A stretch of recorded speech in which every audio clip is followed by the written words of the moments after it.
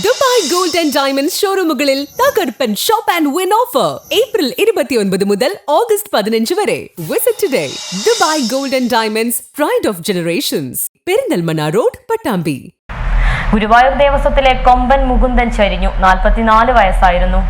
ഗുരുവായൂർ ദേവസ്വത്തിലെ കൊമ്പൻ മുകുന്ദൻ ചെരിഞ്ഞു. 44 വയസ്സുള്ള കൊമ്പൻ ദീർഘനാളായി ചികിത്സയിലായിരുന്നു.